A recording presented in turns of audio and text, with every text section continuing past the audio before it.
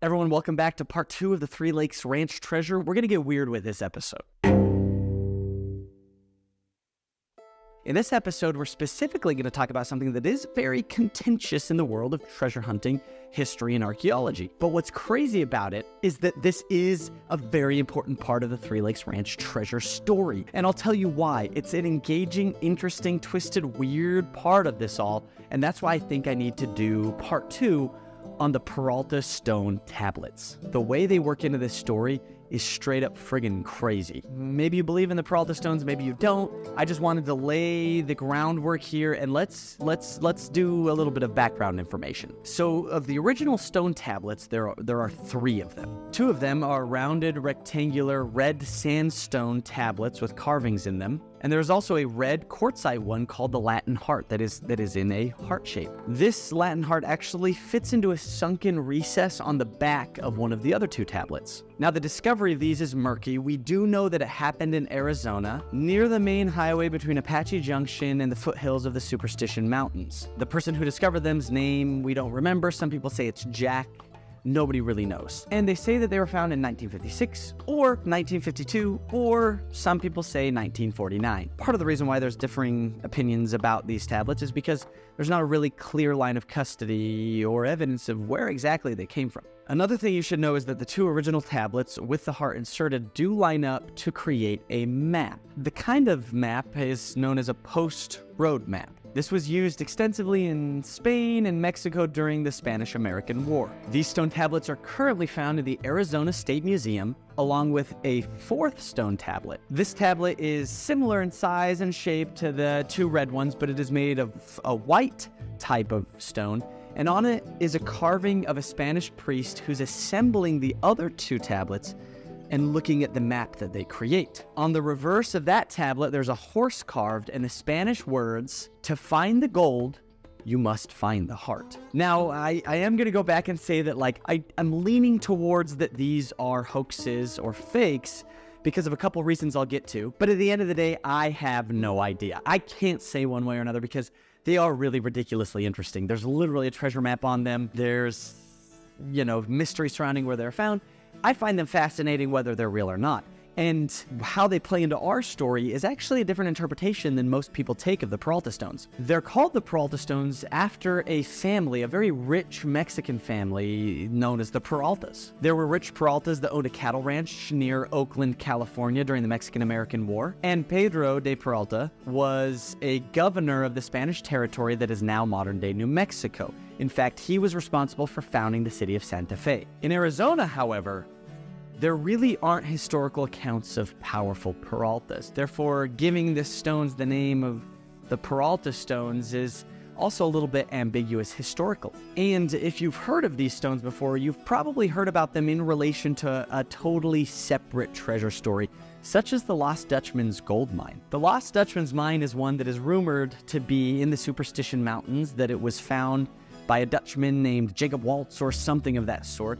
And that is a treasure legend that I might make a video about someday. It's full of decades and decades of intrigue and people searching for this gold, maybe finding traces of it and finding the historical documents, deathbed confessions, treasure maps. It's all in there, man. But there are also alternative explanations of the Peralta stones, including a hidden $5 million cache and even the lost works of an art collector. There's really no end to the mystery associated with these things. And I do want to say, one of the reasons why I'm less convinced about the authenticity, at least the ancient authenticity of these stones, is because modern experts have brought up a couple of points, and those points are as follows. The Spanish that is found on these stones is modern Spanish, and not the kind of Spanish they would have used in the 19th century. Some say upon looking at the stones that they were likely created with modern power tools, that some of the evidences on how the stone was worked would point towards that direction. Others also claim that the Valentine heart shape is anachronistic, that wasn't one that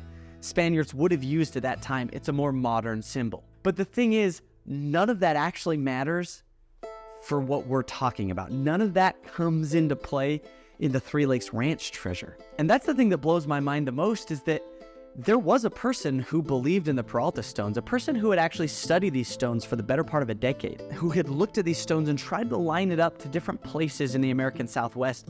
And that man's name was Ray Dillman. If you've watched some of the documentaries about the Three Lakes Ranch treasure, you probably have heard about Ray Dillman. He searched for Montezuma's gold for years and years and years, and it all started when he was actually a young boy, and his Aztec grandmother, his grandmother of Aztec descendancy, is, according to him, she was the one who taught him about the Aztec legends, who taught him about the Nahuatl words, who taught him about these legends of treasure, and who taught him the different glyphs and symbols that he should search to see where the Aztecs went, where the evidence of them ended up.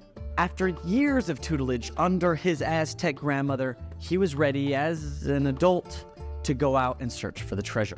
One of the stories that his Aztec grandmother supposedly told him came from a Spanish monk and that Spanish monk's slave. These individuals somehow went with the Aztec treasure guard from Tenochtitlan up north to hide the treasure. The legend is that this monk kept track of the whole journey by making an interesting type of pictograph. They were blue and had specific symbols associated with them.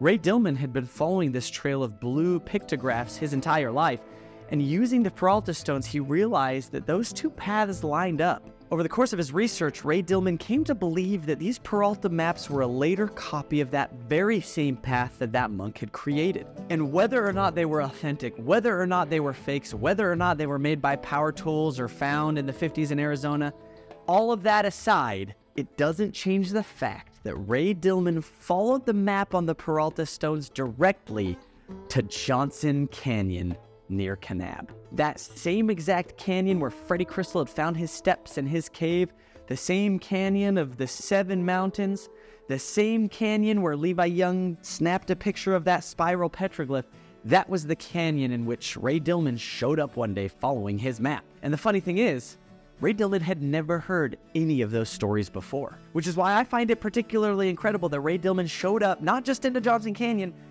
but at the Judd Ranch. The Judd Ranch, which belonged to Alvin Judd, who was the son-in-law of Oscar Robinson, who had lived on that ranch, where 70 years before, Freddie Crystal had also lived on that ranch, and they had searched for the treasure of Montezuma. The same treasure of Montezuma that Ray Dillman had been searching for his entire life. And so when Ray Dillman and his brother showed up in their van to meet Ornell Judd, the conversation apparently went something like this. Raymond said, "Hey, have you ever seen any hieroglyphics on the wall, specifically ones that look like or resemble a horse?" Ornell said, "Well, yes, there's actually some right here by the house." Raymond asked, "Can we take some pictures?" And Ornell said, "You bet." As they were doing so, Raymond said, "Let me tell you, missus, I've been studying this material and these maps that I've got copies of for 10 years now. Would you believe it has brought me right to your door?" And of course, Ornell told him she could absolutely believe it, because he was not the first treasure hunter to show up at that ranch. Upon telling Raymond the story of Freddie Crystal, he was certain he was closer than ever to finding his gold. So, nervously, Raymond asked, "Is there a certain petroglyph down in the canyon, a bullseye, a 9-spiral circle?" To which Ornell replied, "Of course there is." At this point, Raymond told the Judds everything about his journeys, about his Aztec grandmother, about the legends, about him deciphering the blue pictographical symbols, and of course, the Judds were all in.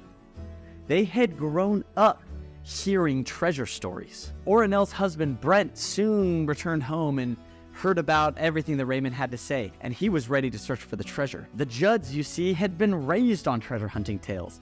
Brent's father was Alvin Judd himself, who had watched his father-in-law, Oscar Robinson, dig for treasure with Freddie Crystal himself. So all together, they located the bullseye and started digging underneath it. It wasn't long until they located 3 ledges with 3 mutilated bodies. 3 ledges with 3 bodies were exactly what Raymond Dillman told them they would find if they dug by the bullseye, by the 9-spiral circle. A quote from Brent Judd later says, "We thought, oh my gosh, he told us that the bodies were going to be here. So you can imagine how our hearts were pumping. You can imagine the gold in our eyes." I friggin' love that quote, by the way. They decided to dig a little bit further past the bodies, and as they were doing so, something dislodged from the cliffs above. It rolled down to them, and thinking it was a human skull, they all got out of the way. Well, it turned out not to be a skull, but it turned out to be an old pot that was sealed. Inside the pot were 230 turquoise beads This was enough to convince Raymond that there was even more treasure buried even deeper inside. But unfortunately, they reached the edge of the sandstone under the dirt and found no cave. Where the bullseye had been and the 3 ledges that Raymond had talked about was no entrance to be found that would lead to the elusive gold. So they decided to move 100 feet to the north and begin to dig there. And as they were digging, they uncovered more artifacts, more burials, they uncovered granaries, but no cave. Yet on the side of the sandstone wall, they did uncover something, a blue pictograph. It was an interesting symbol of a human holding 2 crucifixes and who had a cross for their head. Shortly after exposing it to the elements, the blue pictograph apparently faded, but not before Raymond and the Judds were able to see it. This was yet more evidence that Raymond's story of him following these blue pictographs for years, that was all true. After their next dead end, the Judds decided to explore other parts of their property. They took Raymond and his men to an interesting glyph carved into the ground on the top of a cliff. Now, this glyph is known as a water glyph, and it's found all over the southwestern United States. Modern archaeologists actually have no idea what it represented and just posit that it could be related to water in some way. Raymond Dillman had other ideas. He claimed that this was some sort of sacrificial altar and that the glyph was made in such a way that the blood would run through the cracks and off the side of the cliff. See, for Raymond, the Aztecs inhabited this area, and even then, not just as a place on the outside of their empire, but the homeland of the Aztecs themselves. We talked briefly about Aztlan, the homeland of the Aztecs, the mythical place from which they came down from the north. Raymond Dillman, learning from his Aztec grandmother, was convinced that that place was the American Southwest, specifically southern Utah. So deciding to dig underneath this water glyph, the Judds and the Dillmans found even more. There was a woven basket with sheep or goat hair still preserved inside of it. There were other examples of perfectly preserved textiles and even a fishing net. They used a type of knot that was unknown in the American Southwest. In the words of Brant Judd, it couldn't have existed in that area. It came from somewhere else. As they continued the dig, they found the entrance to 3 tunnels, and these tunnels were capped with flat circular stones. In that moment, everyone that was present was just certain that they had finally found the treasure. And on opening it up, they found dirt, and they started to dig. Now here's the interesting thing. All of the accounts of this story, whether in the documentaries or books that you can read or watch, that's where the story ends. The only thing that is mentioned is Brant Judd saying 7 feet down is where it started to get a little spooky.